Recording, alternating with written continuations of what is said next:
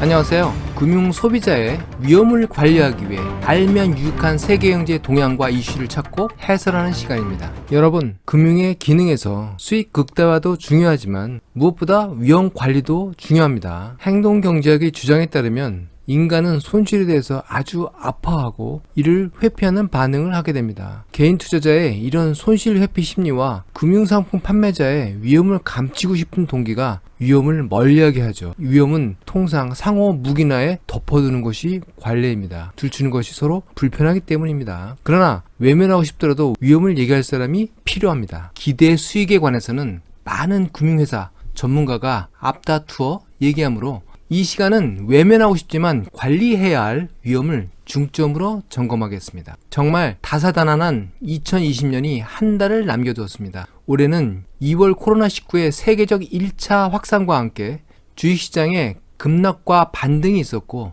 미 대선의 불확실성이 11월 말까지 진행형이었습니다.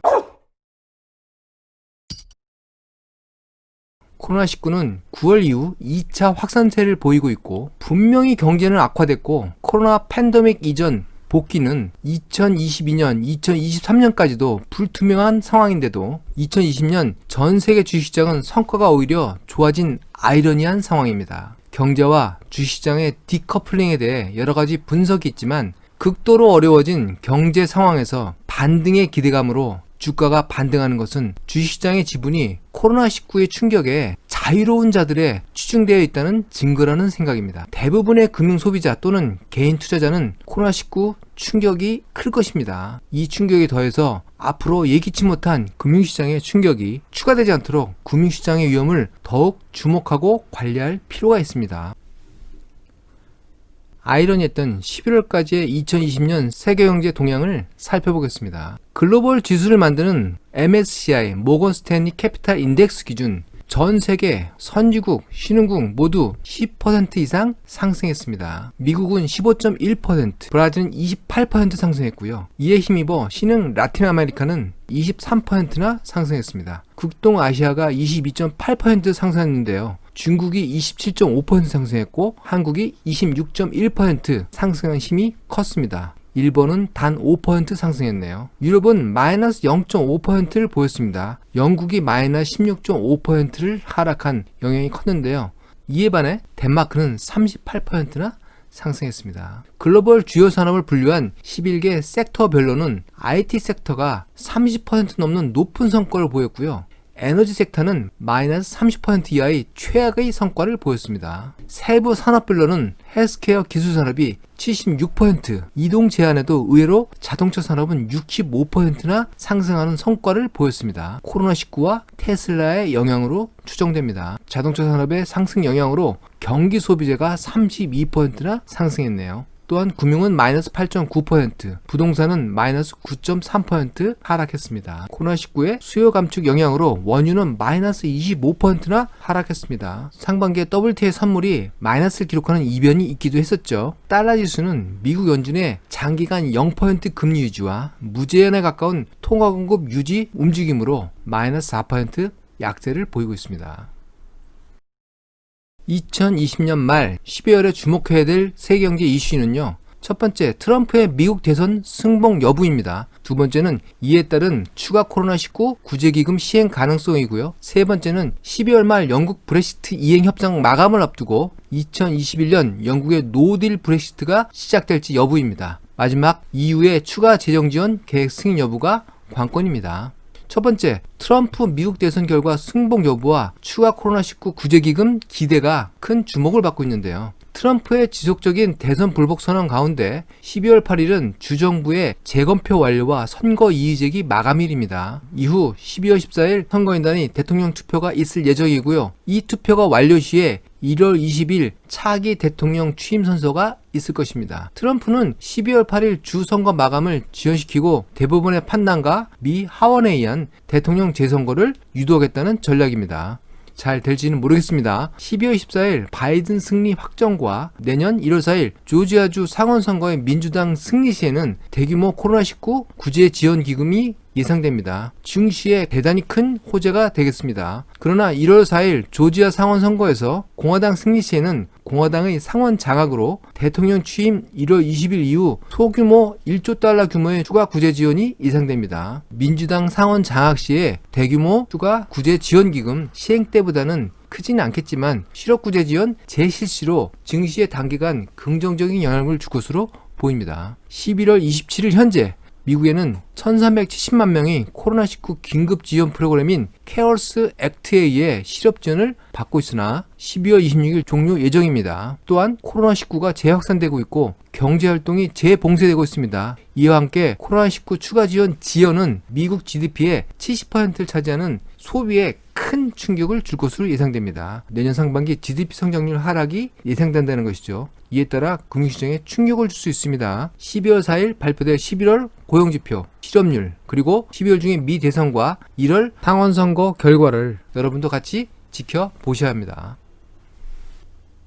12월에 꼭 주목하셔야 할 두 번째 세계경제 이슈는 다시 찾아온 브렉시트의 공포입니다. 영국은 1월 31일 EU 공식 탈퇴 후 12월 31일까지 탈퇴를 위한 이행준비 협상 기간을 가지고 있습니다. 영국과 EU는 업, 정부 보조, 분쟁 해결 세 가지 안건에서 충돌을 하고 있습니다. 12월 28일 예정된 EU 정상회의에서 브렉시트에 대한 결의가 있을 예정입니다. 12월 초 영국과 EU의 마지막 재협상을 앞두고 있으나 순탄치는 않습니다. 한편 노딜 브렉시트 시에는 영국은 1709년 이래 300년 만에 최악의 경기 후퇴가 예상됩니다. 영국의 재정감시기구 OBR, Office for Budget Responsibility 의 추정에 의하면 영국 GDP는 2020년 마이너스 11.3% 감축할 것으로 예상되고요. 노딜 브렉시트 시에는 2021년 마이너스 2%까지 GDP가 감소하며 향후 5년 후에 영국 경제는 마이너스 1.5% 축소될 것으로 전망하고 있습니다. 브렉시트 합의가 이루어져도 코로나19가 내년 봄까지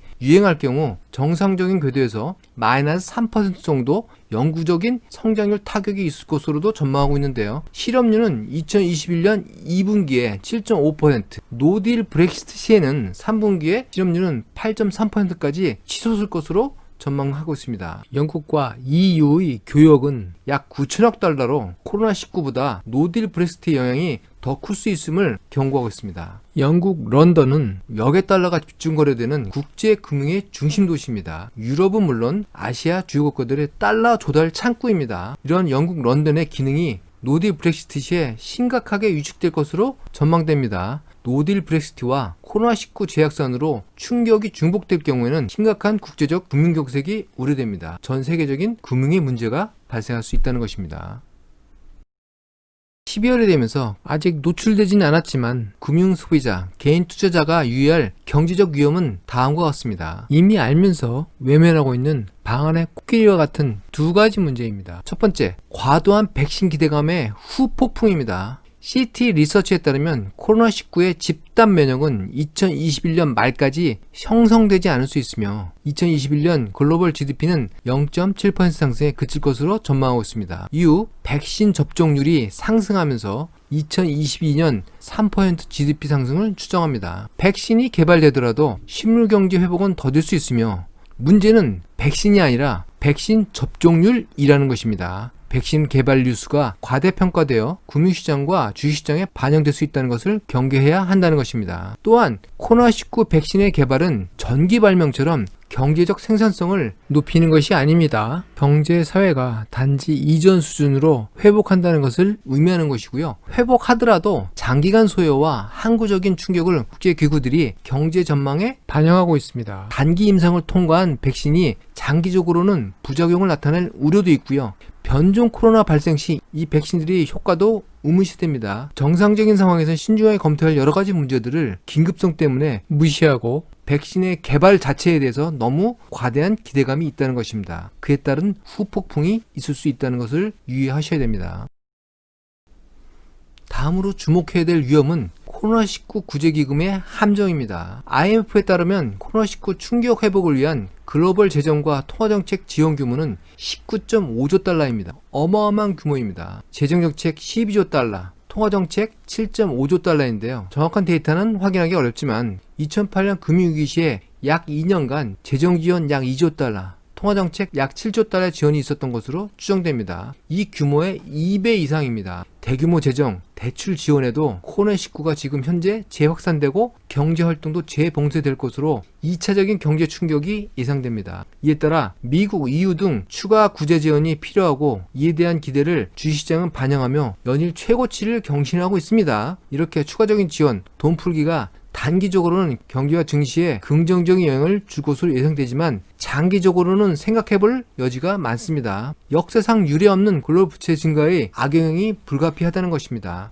부채를 해결하기 위해서는 생산에 의한 부가가치 창출이 지속되지 않는 한 누군가는 손실과 고통을 분담해야 됩니다. 이 손실과 고통 분담 과정에서 디프레션이 찾아올 수 있음을 항상 명심해야 합니다. 마이너스 또는 0%의 금리는 돈이 가치가 없음을 전 세계 중앙은행이 인정하는 것입니다. 이러한 가운데 발생한 경험하지 못한 규모의 글로벌 부채를 해결하는 방법론을 논의하는 것 자체가 금융 시스템에 대한 신뢰를 치명적으로 무너뜨릴 수 있다는 것을 알아두셔야 됩니다. 2008년 금융위기의 교훈은 금융 시스템의 붕괴가 이전처럼 뱅크런, 은행에 가서 예금자가 예금을 대규모로 찾는 이런 모습이 아닌 전혀 예상치 못한 곳에서 예상치 못한 방법으로 발생할 수 있다는 것입니다. 모두가 코로나19로부터의 회복을 기대하는 2021년입니다만 백신 개발에 의한 코로나19 진정세와 함께 그 다음에는 글로벌 부채 문제로 어떠한 형식으로든지 불황이 닥칠 수 있다는 것을 개인 투자자나 금융 소비자는 예의주시할 필요가 있습니다. 진짜 주의해야 할 2020년 12월과 2021년 연초가 될 것으로 보입니다. 실현 가능성을 낮을 수 있지만 발생할 경우에는 정말 치명적인 상황이 될 수 있기 때문에 위험을 사전에 대비하시라는 겁니다. 지금까지 금융 소비자와 개인 투자자의 위험을 관리하기 위해서 꼭 알아야 할 세계 경제의 동향과 이슈를 찾고 해설하는 시간이었습니다. 끝까지 시청해 주셔서 감사합니다. 행복한 연말 되시기 바랍니다.